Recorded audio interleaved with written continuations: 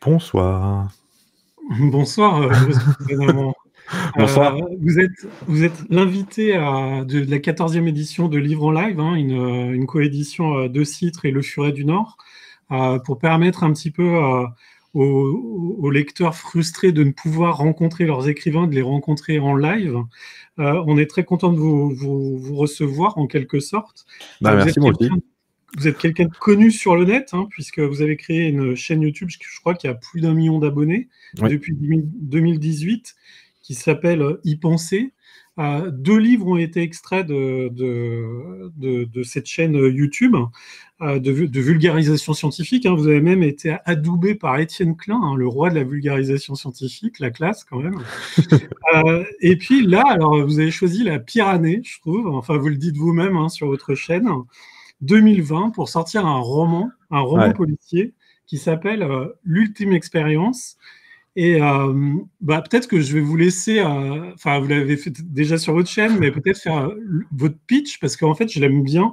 C'est-à-dire que, je sais pas quelle est la promesse du pitch, mais dire que c'est l'histoire d'un gars sans histoire, c'est quand même une drôle de manière de l'amener, quoi. Oui, c'est une fois qu'on a l'histoire, oui, c'est effectivement un peu bizarre. Moi, ce que je fais en général, parce que c'est toujours très compliqué ce livre de le pitcher sans en dire trop. Ouais. Donc en général, moi, ce que je fais, c'est que je fais 2 pitchs en parallèle. Le premier, c'est celui qu'on trouve en 4e de couverture du livre, c'est-à-dire voilà, donc Sylvain Guérin, c'est un type sans histoire qui bosse dans une entreprise. Le matin, il prend son auto, il va au boulot, ensuite il rentre chez lui, il lui arrive rien d'autre. Et un jour, pendant qu'il se prépare, il entend aux infos, enfin sur BFM TV, on annonce qu'il y a eu un énorme accident de voiture sur la route, un énorme embouteillage sur la route qui l'amène à son boulot, qu'il y a une voiture accidentée qui est sur le toit en feu et qu'il y a une victime et que cette victime s'appelle Sylvain Guérin. Donc c'est son nom. Donc lui, il sait pas trop quoi en penser parce que évidemment, il sait qu'il n'est pas mort, mais il a du mal à penser qu'il puisse s'agir bêtement d'un homonyme, sachant que c'est pas une personne, je veux dire, s'il n'a pas le nom d'une personne célèbre. Mais bon, toujours est-il qu'il commence à se rendre à son boulot et pendant qu'il est en chemin, il commence à recevoir des SMS d'origine inconnue, de gens qui lui disent ne va pas à ton travail, on cherche à te tuer. Voilà, donc ça c'est le premier pitch. Deuxième pitch. Et moi, ce que je fais, donc voilà, quand on en discute, ce que je fais, c'est que j'ajoute un deuxième pitch qui est que il y a un scientifique qui travaille depuis des années et qui fait des recherches dans le domaine de la mémoire. Alors, c'est vrai que sur votre site, vous annoncez un wheeler scientifique, quoi, donc une vraie enquête criminelle. Mais moi, j'ai vraiment l'impression quand même que plus qu'une enquête criminelle, ce serait un polar qui permettrait d'arriver au roman d'espionnage un petit peu stratosphérique, quoi. Ouais, c'est ça, c'est-à-dire que c'est pas vraiment une enquête dans le sens où on n'est pas non plus sur du Agatha Christie. On n'est pas sur il y a eu un crime, pourquoi, dans quelles conditions. Ça ressemble effectivement plus sans doute à de l'espionnage industriel et ça part ensuite dans moi j'aime beaucoup l'idée de machination avec des engrenages dans tous les sens et peut-être aussi une pointe, mais alors vraiment une pointe, faut pas que ça effraie les gens, mais une pointe d'anticipation. Ouais, parce que on est un petit peu dans l'anticipation, quoi. Enfin, on a un pied dedans quand même. Alors, on a un pied dedans dans la mesure où, à un moment donné, il est quand même question de technologie qui n'existe pas aujourd'hui. Voilà. Mais c'est pas, genre, c'est des éléments importants de l'histoire, mais c'est pas non plus, si, j'allais dire, c'est pas aussi, c'est au cœur de l'histoire. Donc, si, oui, on est complètement dans l'anticipation, mais on est très ancré quand même. C'est que moi, j'ai essayé vraiment d'avoir une histoire qui est très ancrée dans la réalité. Et ça se passe d'ailleurs, c'est daté, ça se passe en 2018, en région parisienne, voilà. Alors, j'ai dit que c'était un roman d'espionnage, vous dites que c'est un peu un roman d'anticipation. C'est quand même un petit peu un roman policier, parce qu'on a vraiment une flic, hein, et pas des moindres, hein, qui s'appelle Marion Lambert. Et j'ai eu l'impression, en vous lisant, que, je sais pas, parce qu'on sent dans vos petits films YouTube un petit peu d'ironie quand même. Et j'ai l'impression qu'il y avait un petit peu d'ironie chez vous pour traiter d'une brigade criminelle. On dirait pas que ça vous fait trop fantasmer l'enquête criminelle, on dirait plutôt que ça vous fait rire ou que ça vous amuse. Enfin... Alors, je dirais pas comme ça. Je pense en fait au niveau de la brigade criminelle, je pense que on a tendance naturellement à fantasmer ce qui s'y passe, à cause des films, à cause des récits de fiction, où on a besoin qu'il se passe des choses vraiment d'un point de vue dramaturgique. Il y a de l'action, il y a des résolutions et tout. Et moi, comme dit, j'avais envie d'ancrer ça dans la réalité, donc avec toutes les difficultés que ça a, notamment qui est que c'est une institution qui a énormément d'inertie, c'est-à-dire que chaque fois que Marion Lambert, en fait, elle va être affectée à l'accident, parce que l'accident est quand même étrange. Voilà, je ne dis pas plus, même si c'est les premières pages du livre, mais voilà, elle est affectée à cet accident, et donc elle va avoir quelques intuitions, et elle va commencer à faire des demandes, et ces demandes, évidemment, c'est des demandes qui administrativement prennent des jours, et elle a besoin d'aller plus vite parce qu'elle sent qu'il est en train de se passer des choses.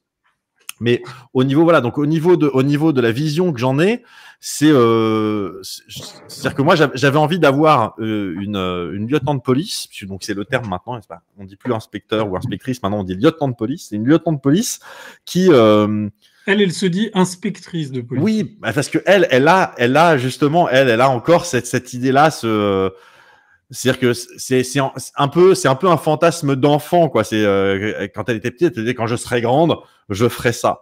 Et sauf que ça s'appelle plus comme ça. C'est comme si maintenant, voilà, un enfant qui veut devenir astronaute, si demain ça s'appelle pilote de l'espace, il dira je suis astronaute. Et du coup, voilà, c'est quelqu'un d'assez brillant, d'assez rigoureux, ce qui fait qu'on la met souvent sur des dossiers qui intéresse personne parce qu'on sait qu'elle va s'y dévouer comme à n'importe quel autre dossier. Elle est un peu titilleuse. Oui, c'est-à-dire que pour elle est consciente du fait que les dossiers doivent être bien traités. Mais c'est-à-dire qu'elle est à la limite. Là, je fais un peu d'ironie effectivement dans le texte où j'en parle à un moment donné. Je dis que voilà, c'est quand il y a un nouveau stagiaire qui arrive, en général, on lui refile à elle parce qu'elle va lui donner les bons réflexes. Mais on enlève le stagiaire avant qu'elle puisse lui dire des choses du style, quand il y a quelqu'un qui se fait voler un téléphone portable, c'est normal d'y passer 3 mois d'enquête. Elle est bridée en quelque sorte. Un petit peu.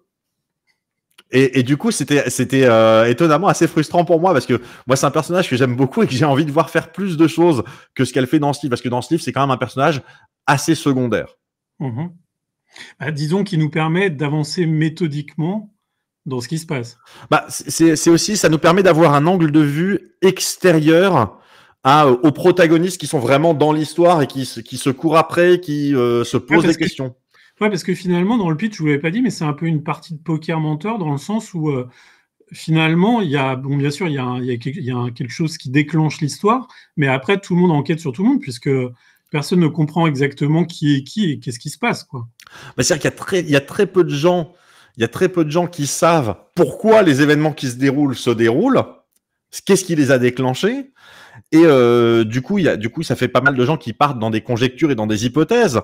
Et moi, c'était quelque chose que j'aimais bien dans l'idée. Bon, déjà, moi, d'une manière générale, ça c'est mes goûts personnels. J'aime me faire balader en tant que lecteur ou en tant que spectateur d'un film. C'est-à-dire, j'aime arriver page 50, me dire c'est bon, je connais, je sais où il va. Arriver page 100, me dire ok, donc on va ailleurs, et arriver par page 200 et me dire, alors là, je m'étais pas du tout douté. Donc j'aime ce côté-là, et puis j'aime aussi l'idée que ce soit pas clair qui est gentil, qui est méchant, pour le dire assez naïvement.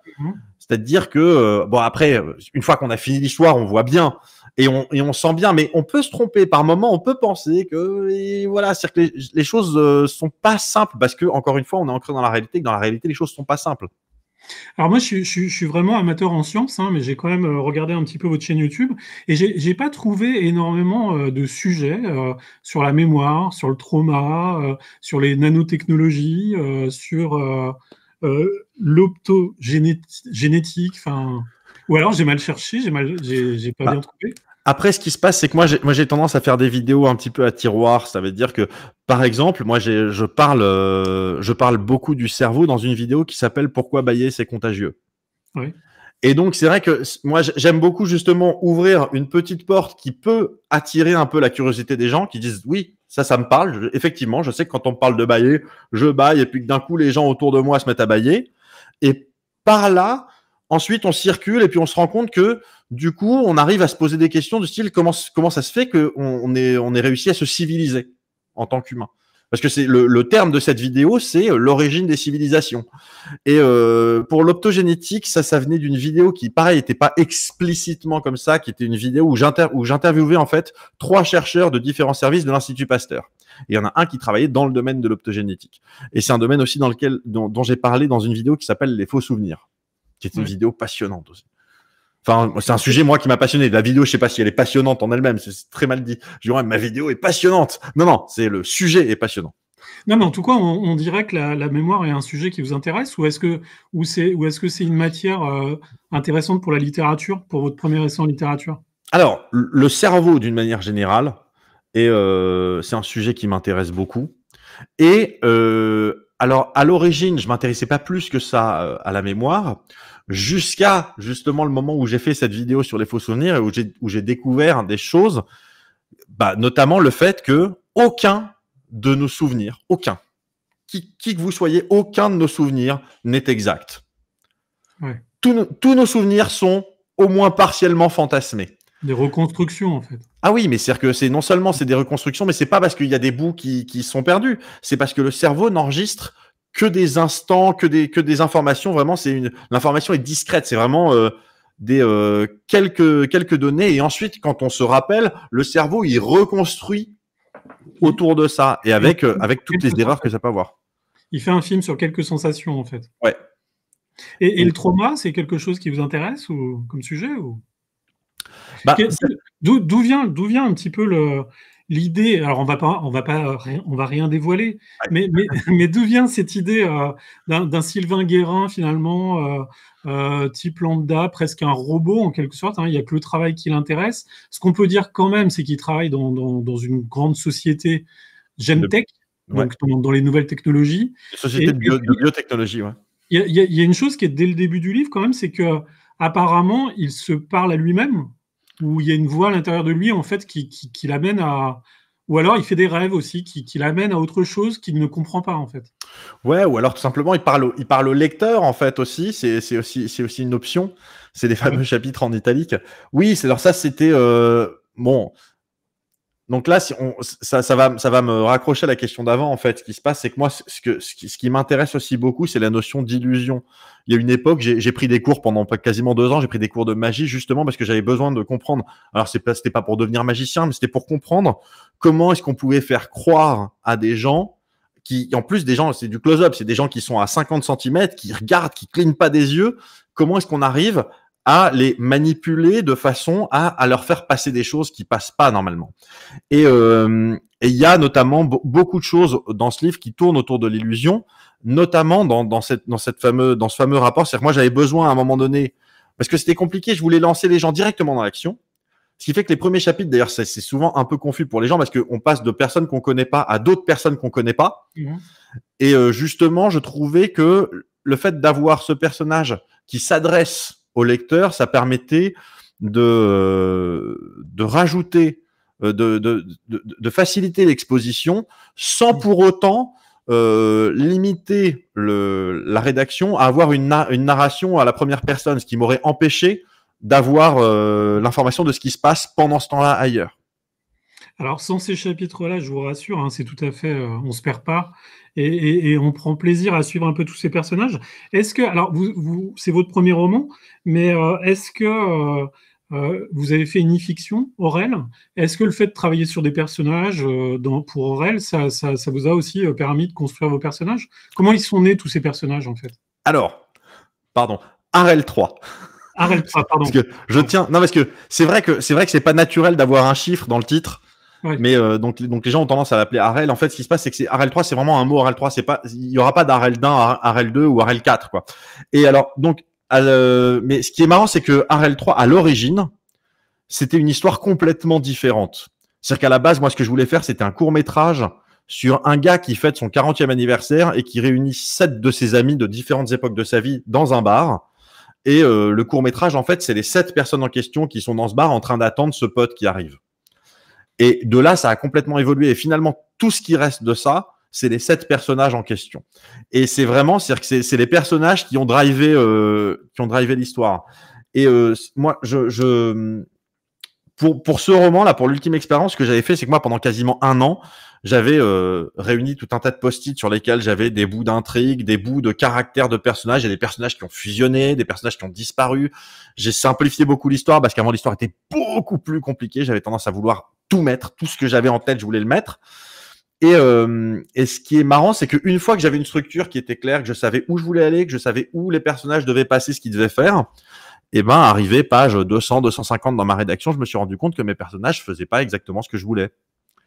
Et ça, c'est quelque chose qui m'a surpris. Et c'est quelque chose dont je me suis souvent moqué quand j'entendais les auteurs dire oui, moi, mes personnages ont leur vie propre, etc. Je dis ouais, c'est très snob de dire ça.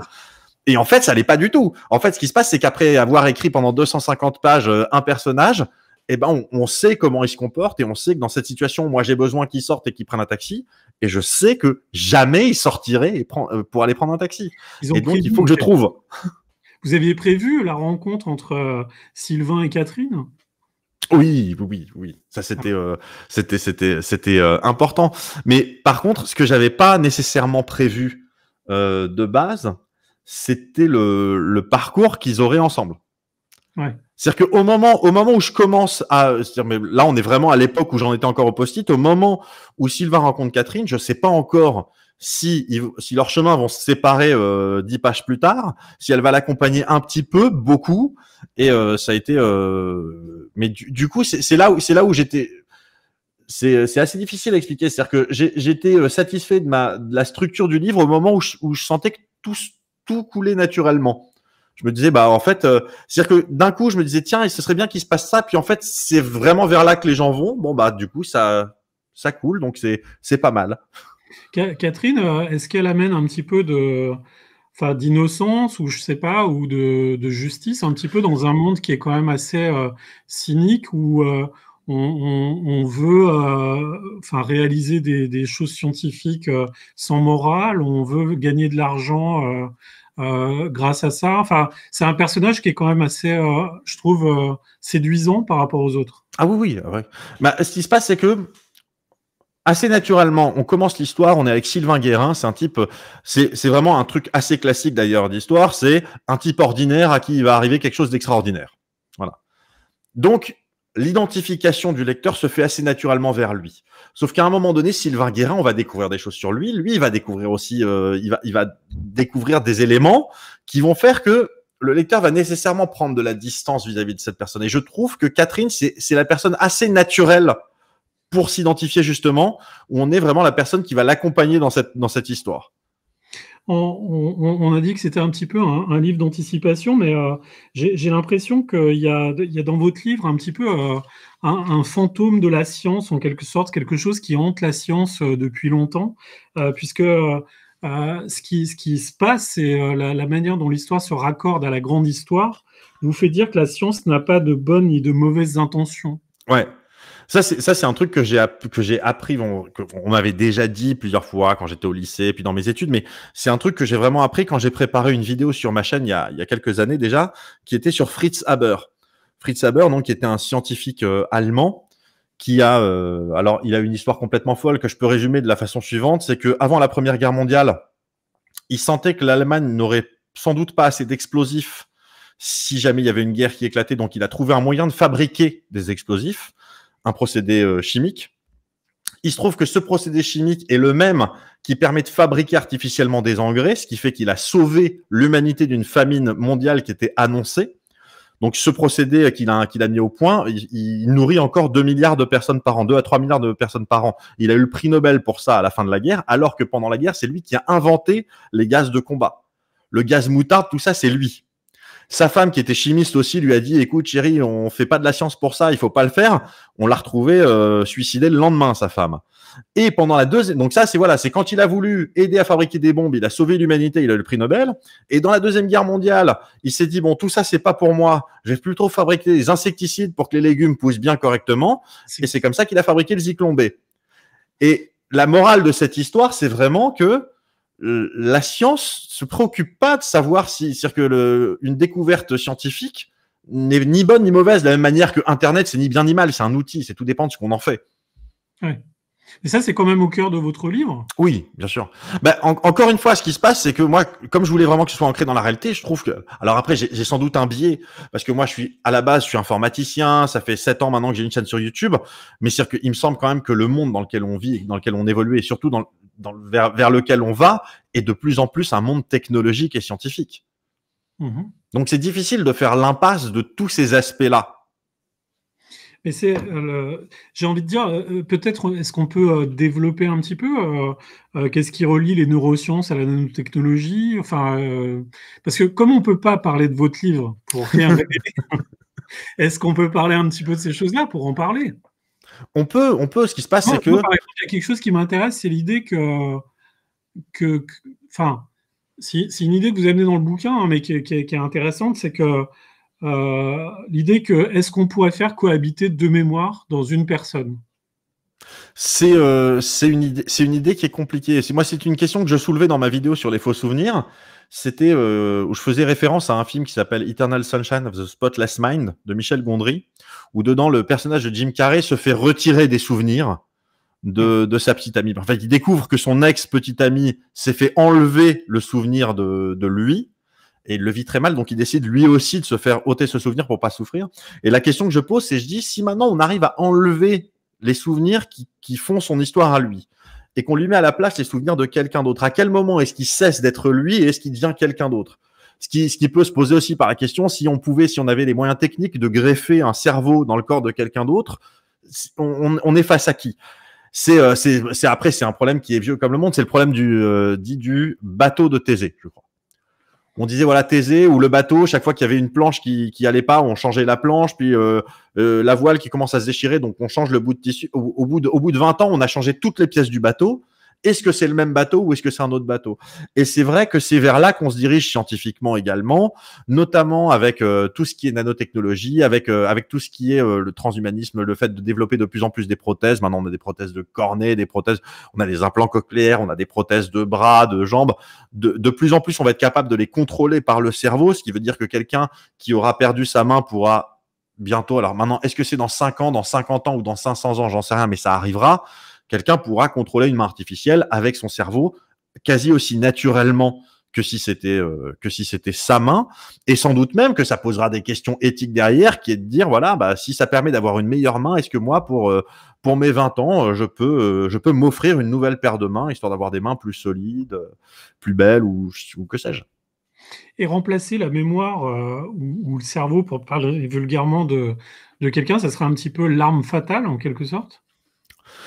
Bah, c'est-à-dire qu'en fait, il y a plein d'armes fatales. C'est-à-dire que si on commence à creuser dans toutes les technologies, il y a plein d'armes fatales. Notamment, moi, il y a un sujet qui m'intéresse beaucoup aussi dans les biotechnologies. C'est depuis la découverte de CRISPR-Cas9. Donc ça, j'avais pareil, c'est dans la vidéo sur l'Institut Pasteur, j'avais interviewé un chercheur dans le domaine qui permet en fait, qu'il y ait une espèce de ciseau microscopique. Alors, je schématise beaucoup, mais qui permet de découper de l'ADN un peu comme on veut et de le remodeler comme on voudrait. Et ce qui veut dire qu'à terme, on serait capable sans doute de fabriquer des vaccins qui seraient adaptés à un individu en particulier, de faire du sur-mesure. Alors, vaccin ou poison, c'est-à-dire qu'on peut imaginer tout. Je veux dire, imaginez un virus qui serait aussi contagieux que la variole, mais qui n'attaquerait que les membres d'une famille donnée. C'est quelque chose, en termes d'armes fatales, on est pas mal. Enfin, il me semble. Et du coup, est-ce que comme c'est votre premier roman, est-ce que ce roman, c'était pour vous un moyen d'essayer la vulgarisation autrement? Ou est-ce que c'était vous faire plaisir et écrire, en fait, en quelque sorte? Alors, je visais pas du tout la vulgarisation. Ouais. Mais moi, c'est-à-dire que mon premier dada, comme disait Omar Sharif, c'est pas la vulgarisation, c'est de raconter des histoires. Voilà.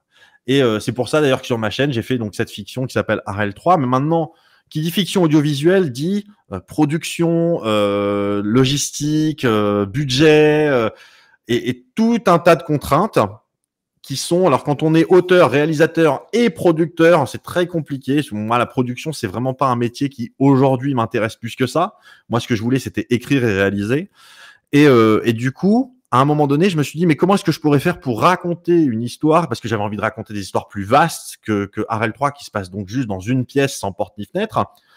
Et pour le coup, je trouvais que le meilleur médium pour ça, c'était le livre. Parce que vraiment, le livre, on n'a aucune de ces contraintes. Si à un moment donné, j'ai envie qu'il y ait 600 figurants, j'ai pas besoin d'aller trouver 600 personnes.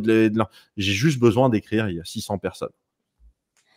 Et tout à l'heure, vous avez fait allusion à certains personnages que vous voudriez reprendre si jamais vous continuez à écrire, si jamais vous rencontrez un petit peu le succès par l'écriture.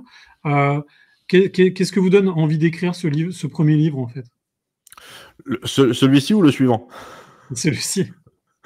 Celui-ci, qu'est-ce qui m'a donné envie de l'écrire? Ouais. Bah, alors, c'est plusieurs choses. C'est comme dit, déjà, j'avais envie de faire de la fiction. Ouais. J'avais envie donc de raconter une histoire plus vaste. C'est-à-dire que c'est quelque chose qui a commencé à germer vraiment quand j'ai fait cette vidéo sur les faux souvenirs où moi, j'aime les puzzles, j'aime les énigmes, j'aime les objets compliqués. Et je me suis dit, il y a une histoire à creuser là-dedans. Il y a quelque chose à en faire. Et c'est vrai que le fait depuis que j'ai ma chaîne YouTube, ça a débloqué des cases dans mon cerveau. C'est comme ça que je le dis souvent. C'est-à-dire qu'il y a plein de choses qu'on ne se permet jamais de tenter parce qu'on se dit, bon, bah voilà, moi je suis informaticien, je fais mon boulot d'informaticien. Oui, j'aimerais bien être astronaute, mais bon, tant pis, voilà, je serai pas astronaute, je suis informaticien. Voilà, et de la même manière, et avec YouTube, d'un coup, je me suis rendu compte que, bah, en fait, il y a plein de choses que je pensais que je ferais jamais, que je me suis retrouvé à faire. J'ai fait des vols paraboliques en microgravité avec Thomas Pesquet. J'ai fait la première partie du spectacle d'Alexandre Astier sur scène. J'ai fait l'Olympia, quoi. J'ai fait Bercy. Alors, je suis pas comédien, ça n'avait aucun sens. J'ai écrit donc 2 livres qui sont des adaptations plus ou moins de ce que je faisais déjà en vidéo. Premier tome préfacé par Astier, deuxième tome préfacé par Étienne Klein. J'ai rencontré des tas de spécialistes. À un moment donné, j'étais à l'Institut Pasteur, on a pris un poil de mon bouc, on l'a collé dans un microscope électronique à balayage pour voir de quoi ça, et on a gravé dessus une phrase au laser. Donc, quand c'est grossi 22 000 fois, on voit un petit texte écrit j'ai toujours le poil, il est dans une résine. Enfin, c'est des choses qui sont insensées. Et du coup, c'est vrai que je me suis dit, bon, bah, je n'ai pas besoin de m'interdire, en fait, ces choses. Je peux tenter, et puis si ça donne rien, ça donne rien. Mais ça, c'est vrai que c'est une liberté que je n'avais pas avant. Enfin, je l'avais, mais j'avais pas conscience de l'avoir. J'étais persuadé que non, je suis sur mes rails, c'est tout. Qu'est-ce qu'on a vu à l'Institut Pasteur, alors? Comment ça, qu'est-ce qu'on a vu à l'Institut Pasteur? Avec ce poil de barbe. Bah, ce qui se passe, c'est que bon, alors à l'Institut Pasteur, ils n'étaient pas spécialement impressionnés par le fait de voir un poil grossi. Je veux dire, c'est eux, ils voient des virus, ils voient des insectes, ils voient des choses beaucoup plus intéressantes qu'un poil de ma barbe. Mais avoir un poil de ma barbe, le grossir et écrire en travers, à l'époque, c'était dans le cadre de la campagne du Pasteur Don, donc il y a une collecte de fonds pour l'Institut Pasteur, et écrire y penser pour le Pasteur Don en travers dans l'épaisseur du poil, c'était quelque chose quand même d'assez fabuleux. Je veux dire, moi, c'est les microscopes électroniques à balayage, c'est quelque chose qui me faisait rêver quand j'étais gamin. Je me dis, on arrive à voir des choses qui sont pas tout à fait de la taille de l'atome, mais qui sont pas si loin. Avant, peut-être qu'on prenne quelques questions. Alors, on ne peut pas trop parler du livre, mais on peut aborder tout un tas de sujets. On peut parler de quelques personnages, peut-être. Oui. Je sais pas, comme apparemment ce roman est un petit peu un défi, lequel des personnages pour vous était le plus grand défi?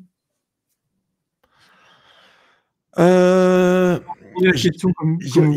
y a 2 personnages qui m'ont posé un peu problème. C'est le personnage de Michael Tomlinson et le personnage de Grégoire, qui sont 2 personnages qui n'ont rien à voir l'un avec l'autre, mais c'est 2 personnages où j'avais peur de tomber dans la caricature très, très vite. Et c'était difficile parce que on a vite fait par exemple, le méchant d'un film, on a vite fait d'en faire un gars avec un cigare qu'il a avec ses milliards et qui envoie des tueurs aux trousses de je sais pas qui, d'en faire un méchant de James Bond avec le chat, voilà. Et je voulais pas tomber là-dedans. Je voulais que ce soit quelqu'un dont on comprenne tous les personnages. Je voulais qu'on comprenne leur motivation, qu'on comprenne pourquoi ils font ce qu'ils font, et qu'on soit presque d'accord avec eux. C'est-à-dire qu'il y a des personnages, c'est difficile d'être d'accord avec eux, mais qu'on se dise, je comprends pourquoi il fait ça. Donc c'était ça, voilà. Après, pour des personnages, c'est plus facile. Genre Sylvain Guérin, lui, au début, il se laisse porter par les événements, donc de fait, c'est plus facile. Catherine, c'est un personnage qu'on a envie d'aimer, donc c'est facile aussi. Nadia, c'était Nadia qui est, à titre perso, moi, mon personnage préféré. Nadia. Ouais. Nadia. Ouais, mais ça se prononce Nadia. Enfin, moi, je le prononce Nadia, en tout cas. Mais Nadia, donc, j'avais pas anticipé, mais c'est devenu mon personnage préféré du livre. Et elle, pour le coup, je trouve qu'elle a su rester subtile, justement, de ce point de vue-là, qu'elle tombe ni dans un... c'est-à-dire qu'elle tombe pas d'un côté ou de l'autre, quoi. C'est-à-dire qu'elle arrive à tenir sur le fil qui est le sien. Mais Nadia et Catherine sont un peu les faces d'une même pièce, en fait. Et puis, Oui, elles ont un lien avec votre ancienne profession. Enfin, elles se répondent sans doute, oui, elles se répondent. ouais. Elles se répondent, mais après elles font pas du tout la même chose. Mais c'est-à-dire que c'était important qu'à un moment donné, alors ça c'est pareil, c'est difficile sans parler trop de l'histoire, mais c'était important qu'à un moment donné, elles puissent se comprendre. Voilà, on va le dire comme ça. Et vous avez parlé de Grégoire. Grégoire, c'est un tueur. Alors en fait, moi le modèle que j'avais de Grégoire à la base, c'était le modèle de Jean Reno dans 2 films alors pas physiquement, mais dans 2 films de Luc Besson, à savoir Nikita et Léon. Parce que dans Nikita et Léon, Jean Reno joue en fait le même personnage. Enfin, c'est pas le même, mais c'est le même métier. Il joue le rôle d'un nettoyeur. Ouais. Sauf que dans Nikita, il joue Victor nettoyeur, qui est un type absolument horrible. Et dans Léon, il joue Léon nettoyeur, mais qui est un personnage qui est vraiment aimable. Ouais. Enfin, qu'on a envie d'aimer. Et j'avais envie de, donc Grégoire, c'est un petit peu un nettoyeur. C'est quelqu'un qui résout les problèmes. Et pareil, j'avais envie que ce soit quelqu'un qui peut être parfaitement charmant et qui peut être tout à fait glaçant aussi, y compris pour les gens qui bossent avec lui. Ouais, il a un côté un peu James Bond, quoi. C'est-à-dire que ça pour le coup, c'est lui qui aime bien ce côté. C'est-à-dire que lui, il aime bien être tiré à 4 épingles. C'est-à-dire que si c'était pas ridicule, il serait en smoking toute la journée. Et parce que pour lui, ça fait partie. S'il a un petit peu je dirais sans doute cette nostalgie de l'époque de Delon jeune en Borsalino, quoi. Il a un peu ce côté-là. Quand vous le décriviez, là, souvent vos personnages, vous les abordez par les détails. Ouais.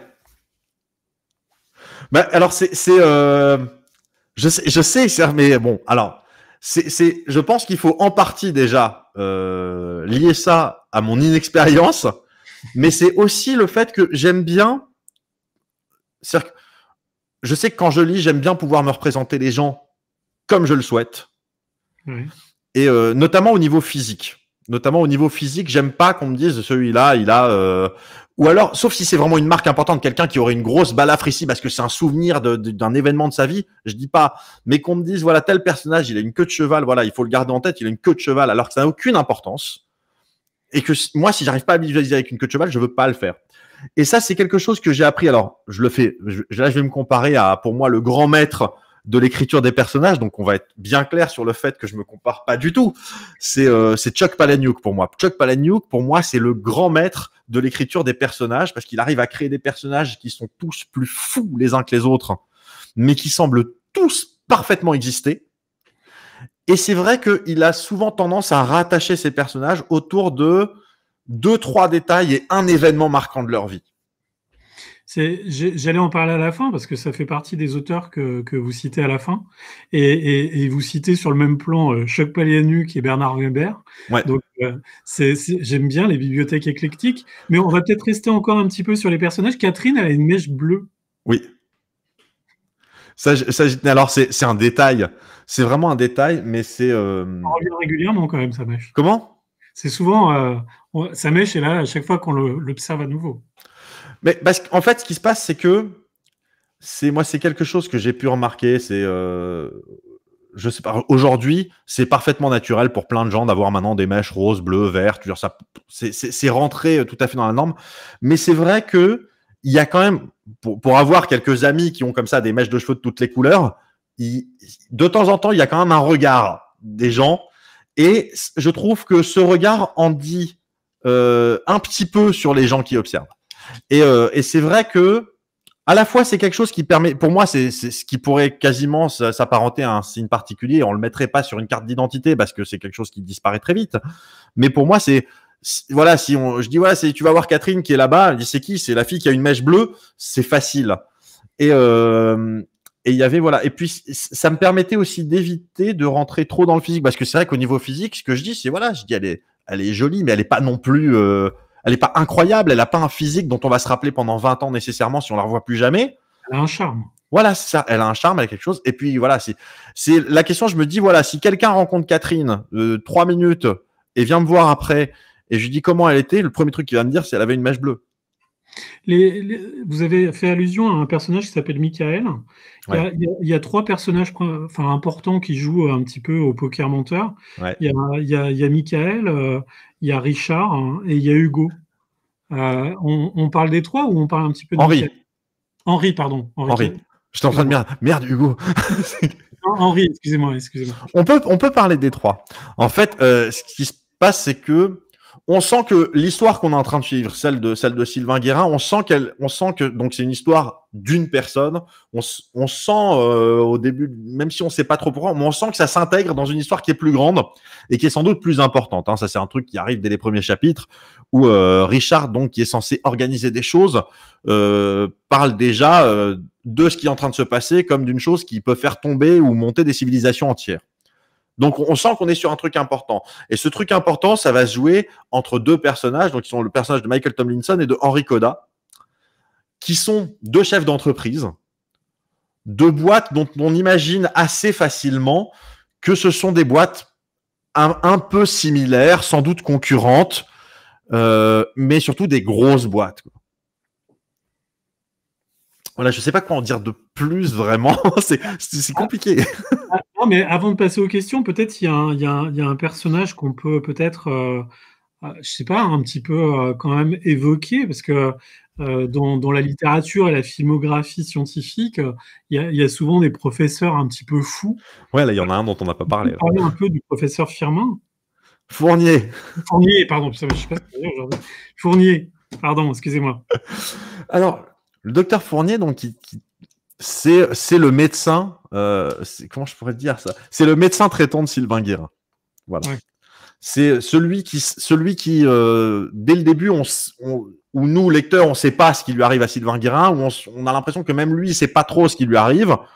On sent que voilà, ce médecin, il sait que Sylvain peut être sujet parfois à des espèces d'hallucinations, des choses comme ça. Et donc, comment? Il suit un traitement. Oui, oui. Et donc, c'est lui qui est responsable du traitement que suit Sylvain, justement, pour gérer, on va dire, pour neutraliser ses hauts et ses bas intérieurs. On dit que ça de lui. Bah, c'est-à-dire que c'est compliqué, c'est vraiment compliqué d'en dire plus parce que voilà, en fait, le livre est une immense toile d'araignée, c'est-à-dire que tout tourne pas mal autour, c'est-à-dire que tout ramène à un moment donné vers un point central et chaque événement va amener vers une résolution et c'est difficile de parler vraiment d'éléments sans qu'il se déroule d'autres choses. Tout à l'heure, vous avez parlé de post-it un peu partout, enfin Ouais. de idées jetées comme ça. Et puis après, vous avez parlé un peu d'une écriture plus déliée, enfin voilà, une espèce de vitesse d'écriture. Est-ce qu'à un moment, il y a eu une espèce de plan quand même? Ah mais oui, non, c'est-à-dire que pendant un an, j'étais avec des post-it dans tous les sens, des post-it de plusieurs couleurs différentes, que je répartissais ensuite en ce qui va aller dans ce qu'on pourrait appeler l'acte 1. C'est-à-dire que moi, je me suis adapté à la structure vraiment la structure narrative d'un film, donc avec les 12 étapes, avec les 3 actes, etc. Et au bout d'un moment, une fois que j'avais tout calé, que je voyais bien tous les arcs narratifs des personnages, où est-ce qu'ils se croisaient, tous les événements, et surtout toutes les connexions logiques, tous les mais, les donc, les or, etc. Une fois que tout ça a été prêt, là, j'ai attaqué la rédaction et c'est allé relativement vite. J'ai eu quelques surprises, comme je disais tout à l'heure, c'est-à-dire qu'il y a des personnages, des fois, qui faisaient pas exactement ce que je voulais, parce que c'est facile de mettre sur un post-it, il sort et il fait ça. Puis quand le personnage veut pas, il veut pas. Donc, il a fallu le forcer un peu parfois, parce que je voulais que ça reste naturel. Donc, il fallait qu'il lui arrive quelque chose qui ferait qu'il n'aurait pas d'autre choix que de faire ce que j'attendais de lui. Mais après, l'écriture en elle-même, le premier jet, il est sorti, je crois, en 6 semaines, un truc comme ça. Ça a été très rapide finalement. Ouais.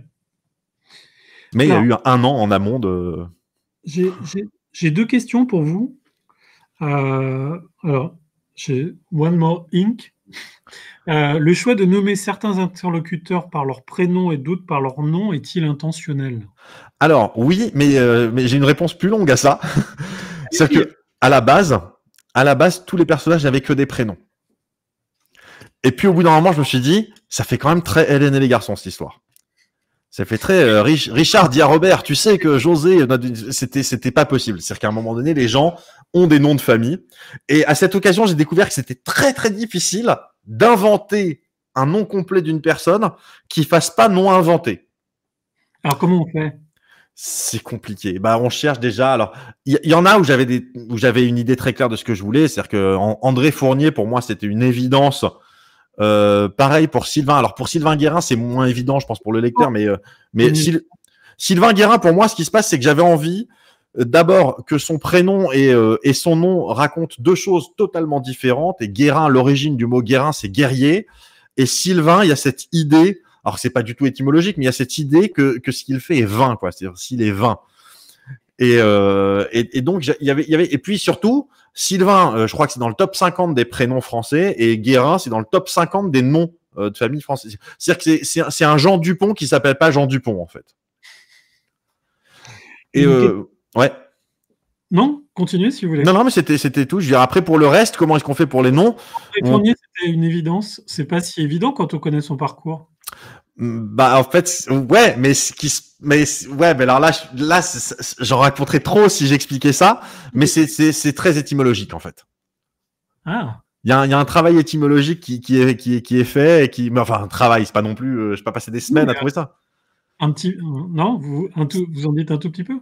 Ah, mais vraiment, c'est plus compliqué que ça. C'est-à-dire que, en fait, les savants, voilà, comment je peux dire ça? Les savants de cette histoire, parce qu'il est question d'autres, notamment, il y a toute une correspondance entre André Fournier et un autre professeur. Et les savants de cette histoire, leur nom de famille signifie quelque chose. Voilà. Donc, c'est un peu un genre de easter egg, on pourrait dire. Donc, c'est vraiment quelque chose d'un peu planqué. Mais du coup, dès que moi, j'avais eu envie de mettre ce truc-là, c'était relativement facile de trouver des noms qui concordaient. Mmh. Après, je peux vraiment pas en dire plus. Une question de Quentin. Les personnes aux multiples personnalités ont-ils une mémoire propre à chaque personnage? Alors, je ne sais pas, donc je vais pas me prononcer. Mais si je devais faire une hypothèse, je dirais que chaque personnalité aurait sa façon de reconstruire des souvenirs. Maintenant, est-ce qu'ils ont des souvenirs en commun où chacun, c'est-à-dire qu'en gros, c'est un type qui aurait dans sa tête Jean et Jacques, s'il lui arrive quelque chose pendant qu'il s'appelle Jacques, je sais pas si Jean aurait le souvenir de cet événement-là, je pense pas. Mais en vrai, j'en sais rien. Alors, là, il y a enfin, apparemment, vous sauvez des gens, mais là, il y a quelqu'un qui a besoin d'être rassuré. C'est Serkan, hein, c'est ça? Serkan, j'ai rien compris à Harel 3. J'ai peur de me lancer et d'être frustré dans ton livre. Peux-tu me rassurer? Bah, alors moi, je suis mal placé pour rassurer parce que pour moi, Harel 3, c'était pas si compliqué, mais du coup, dites-moi. Moi, je pourrais la rassurer, il n'y a pas de problème. Enfin, tout est très clair. Alors, ce qu'il faut savoir sur Harel 3, c'est que Harel 3, c'est vraiment ce qu'on a vu jusqu'à maintenant, c'est la première saison. C'est une histoire qui est censée s'écrire en 5 saisons. Pour l'instant, la suite, c'est un peu compromis d'abord tant qu'on est confiné, tout ça, parce que parce que ça nécessite quand même une vraie production. Donc, pour l'instant, c'est en attente. Ça plaira à ceux qui ont vu Harel 3 d'ailleurs, le fait que ce soit en attente. Mais voilà, mais alors que ce livre, c'est vraiment, il y a un début, un milieu, une fin. C'est-à-dire qu'à la fin, on se retrouve pas avec, mais alors, j'ai rien compris, c'était qui, lui, qu'est-ce qu'il faisait, pourquoi, comment. Voilà, on a une vraie résolution. Donc, il me semble que c'est quand même beaucoup plus lisible. Une question statistique. Il me semble avoir lu quelque part déjà. D'après vous, combien de carrières d'étudiants ingénieurs avez-vous sauvé avec Prenez le temps d'y penser? J'en sais rien. Non, ce que je sais, ce qui est sûr, j'ai déjà rencontré des étudiants qui ont découvert ma chaîne quand ils étaient lycéens et qui avaient comme optique d'abandonner les sciences. Et en fait, ça les a remis sur le chemin de la science. Ils se sont dit non, mais en fait c'est sympa, c'est intéressant. Des gens qui n'aimaient pas du tout les sciences, qui d'un coup se sont découverts des carrières scientifiques. Il y en a peut-être, mais alors là, ça se compte même pas sur les doigts d'une main, à mon avis. Et voilà, maintenant, je pense avoir plus. Alors, j'ai pas sauvé, enfin, j'ai sauvé personne. Je fais juste des vidéos sur YouTube, mais je pense que j'ai peut-être intéressé des gens à qui on avait dit pendant toute leur jeunesse que ils sont pas bons en maths, les sciences, c'est pas pour eux, quoi. Vous avez été un peu pionnier dans ces chaînes un peu YouTube thématiques. En France, oui. Ouais, en France, ouais. Alors, vous avez fait des collaborations avec certaines personnes sur certaines vidéos. Aujourd'hui, c'est quoi les chaînes YouTube un petit peu qui vous intéressent? Dans la forme ou dans le fond? Alors, c'est marrant parce que maintenant je consomme YouTube totalement différemment d'avant. Mais c'est-à-dire que là, je vais vous dire non, vous allez peut-être être surpris. C'est-à-dire que, par exemple, je pense que la chaîne que je regarde le plus en ce moment, c'est une chaîne d'un jeune qui s'appelle The Beast 741 qui joue à Super Mario Maker. Donc c'est du jeu, mais parce que le gars, je pense que c'est le Zidane de Super Mario Maker. Il fait des choses qui sont quand je le regarde, moi qui joue à ce jeu, je me dis, c'est à la fois je suis admiratif, en même temps je suis très énervé. Voilà, je regarde en fait de plus en plus, je regarde des gens. Alors pas juste des gens qui jouent à des jeux vidéo pour jouer à des jeux vidéo, mais vraiment des gens qui sont les artistes de ces jeux vidéo là. Je pense notamment aussi à Dream qui fait Minecraft. Maintenant, je regarde moins des vidéos, on va dire des vidéos de vulgarisation, des choses comme ça qu'avant.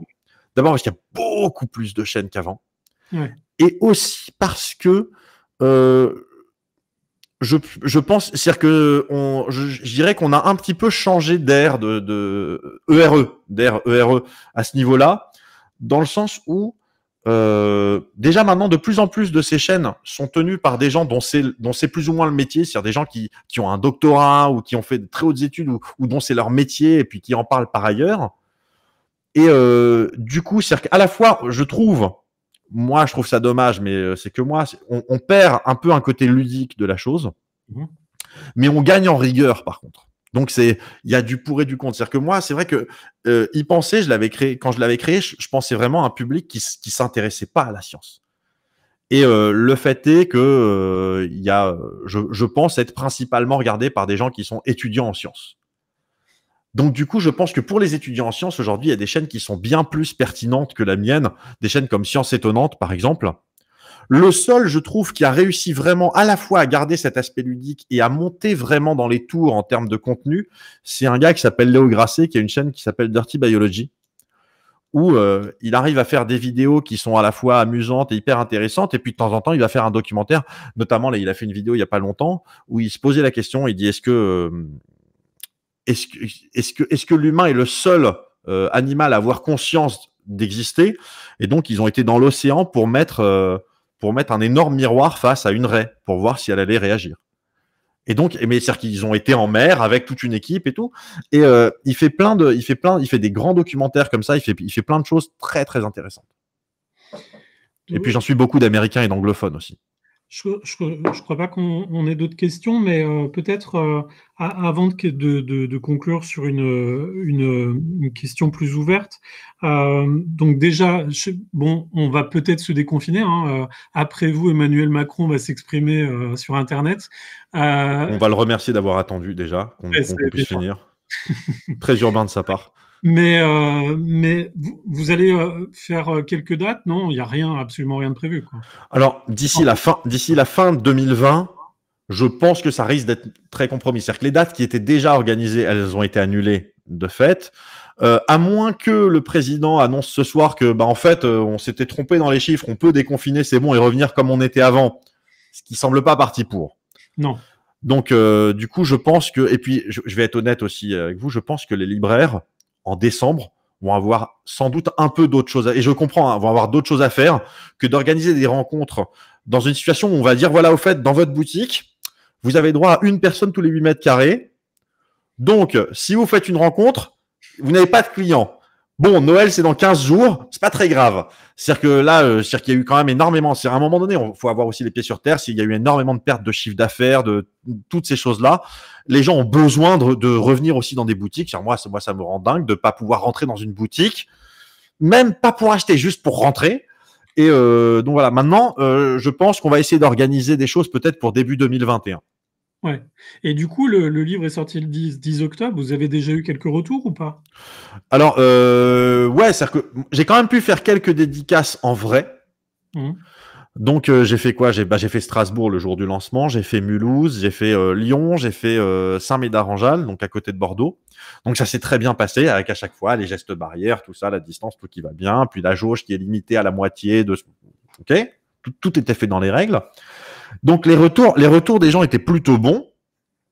Voilà, donc ça je suis content, c'est-à-dire que les gens qui ont lu le livre ont apprécié. Alors il y en a qui ont dit putain c'est génial ce livre, il y en a qui ont dit quand j'ai fini le livre, je me rappelais déjà plus de quoi ça parlait, mais par contre j'ai passé un bon moment. ce que j'appelle l'effet Musso, sans vouloir être désagréable, mais c'est bien aussi. C'est bien aussi que ça existe, ce côté-là. Moi, j'ai rien contre. Et voilà, maintenant, on va pas se mentir. Toute cette histoire de confinement, ça a fait beaucoup de mal aux libraires, mais beaucoup aussi aux auteurs. Et encore, moi, ça va, j'ai de la chance parce que moi, j'ai une présence sur YouTube, sur Twitter, tout ça. Donc, moi, je peux communiquer autour de mon livre. Mais parce que le click and collect ou les sites internet, tout ça, c'est très bien. C'est très bien. Sauf que ça interdit par nature le fait de découvrir un livre auquel on pensait pas. Aujourd'hui, on a besoin de pouvoir se promener dans un rayon et passer devant une couverture et se dire, tiens, qu'est-ce que c'est? Ça m'intrigue. Regarder au dos et dire, tiens, ça a l'air sympa, et de repartir avec. Ça, c'est quelque chose qu'on peut pas faire aujourd'hui. Et donc, qui fait beaucoup de mal à tous les jeunes auteurs et puis ceux dont on parle pas. Je suis d'accord avec vous. C'est vrai que l'achat d'un livre ou la découverte d'un livre est souvent lié à une promenade en librairie, hein, un petit peu comme une promenade dans la nature. Sauf quand on en a 15 derrière. Je veux dire, si Chatham, quand il sort son nouveau, les gens se posent même pas la question. Ils rentrent, ils disent bonjour, vous avez le nouveau Chatham? Oui, merci. Oui, il est juste devant, quoi. Oui.